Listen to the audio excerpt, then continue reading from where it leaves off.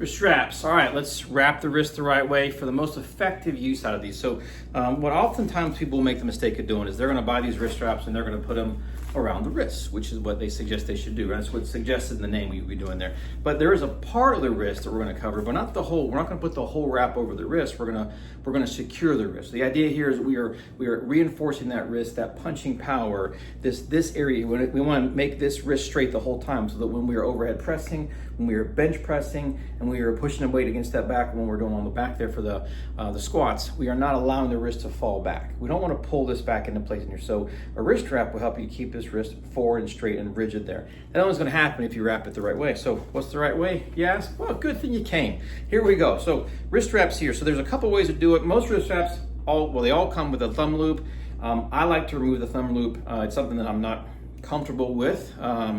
So I cut them off. So in my process here is I will place it in the palm of my hand, and I'm gonna, if you notice, it's covering up the meat of my palm there. So I'm gonna grab there, and my whole goal here is to cover this bended area with the middle of my wrist strap. So that middle red line there is gonna cover this bended area the whole time. So I'm gonna have half my wrist wrap here and half my wrist wrap down here. So I'm gonna pull around here, first loop, and I am going to tighten that I'm really tight here.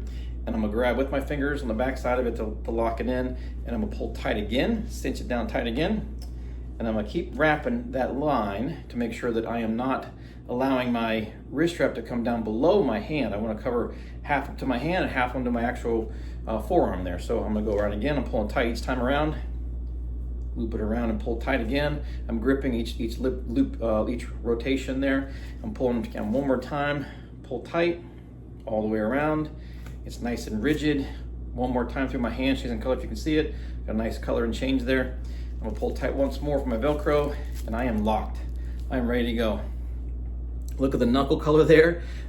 Definitely I can't keep these on for the whole workout. Also another fact you can look to see when you see folks doing it the wrong ways, they're able to keep the wrist wraps on the whole workout.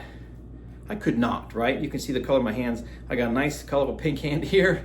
I have a hand that's about to die here, but I can squeeze and I can punch with this hand really, really well because I'm locked in place in here. So I'm not gonna go anywhere with this one. This is the right way to put a wrist wrap on. Anything less than that is setting you up for failure. Let's go.